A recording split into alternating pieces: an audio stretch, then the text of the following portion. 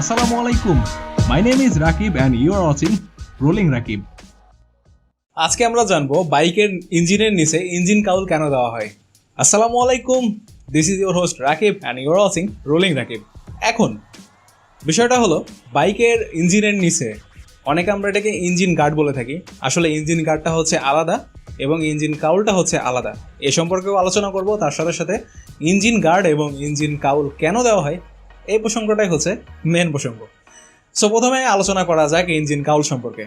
আপনারা দেখছেন বেশ কিছু বাইকের ইঞ্জিনের নিচে এইরকম একটা বস্তু লাগানো থাকে। তো এই ভদ্রলোককে কেন ব্যবহার করা হয়? বিষয়টা হলো বাইকের ইঞ্জিনে মানে নিচ দিয়ে যে বাতাসটা প্রবেশ করে, বাইকের ইঞ্জিনের মানে ফ্রেমের নিচ দিয়ে যে বাতাসটা যায়, এটা মূলত আপনার যদি ইঞ্জিন কাউল না থাকে তাহলে বাইকের নিচ দিয়ে বের হয়ে যাবে। আর ইঞ্জিন কাউলের কাজটা হচ্ছে, এটা বোঝাতে গেলে আগে ইঞ্জিন কাউলের গঠন সম্পর্কে আমাদের একটু বুঝতে হবে। সো ইঞ্জিন কাউলের যে গঠন, এখানে দেখতে পাবেন যে ভেতরে অনেকগুলো কাটা কাটা জায়গা থাকে, তাই না? সো কাটা কাটা জায়গাটা দেওয়ার কারণই হচ্ছে যখন ইনটেক এয়ার আসবে ইঞ্জিনে, যাতে ওর মধ্যে বাতাসটা ঢুকে সোজাসুজিভাবে ইঞ্জিনে চলে যায়। ইঞ্জিনে চলে যায় মানে ভাই ইঞ্জিনের ভেতরে যায় না, যাই হোক মানে ইঞ্জিনে খালি বাতাসটা অনুভব হয়, যার মাধ্যমে এক প্রকার কুলিং সিস্টেমের মতো কাজ করে।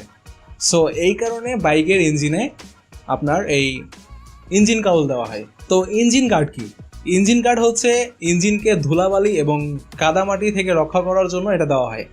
এখন অনেকে আমরা এটা ভাবি, কিরে একটা ইঞ্জিন ভালো মানের একটা মেটেরিয়াল দিয়ে বানানো হয়, সেখানে একটা প্লাস্টিকের একটা টুকরা যেটাকে আমরা ইঞ্জিন গার্ড বলি, সো এটা কি ইঞ্জিনকে প্রোটেক্ট করে? না ভাই, এটাকে ওই ড্যামেজ থেকে প্রোটেক্ট করবে না, এটা হচ্ছে আপনার বাইককে ধুলাবালি বা কাদা থেকে প্রোটেক্ট করবে। সো দ্যাটস ওয়াই এটার নাম ইঞ্জিন গার্ড। এবং ইঞ্জিন গার্ড এবং ইঞ্জিন কাউল দুটো হচ্ছে ডিফারেন্ট জিনিস। উদাহরণের ক্ষেত্রে বলতে গেলে আপনারা দেখবেন পালসার 150 আমাদের দেশে যেটা অ্যাভেলেবল, ঠিক আছে, এইটাতে হচ্ছে দেখবেন ইঞ্জিন কাউল দেওয়া থাকে।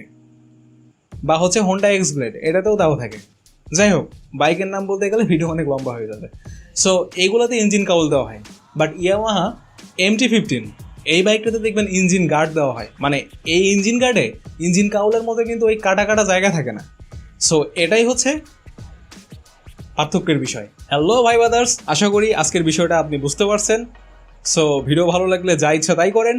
আমি আপনাদের সাথে দেখা করতেছি এরকম নতুন কোনো ভিডিওতে। সে পর্যন্ত আল্লাহ হাফেজ।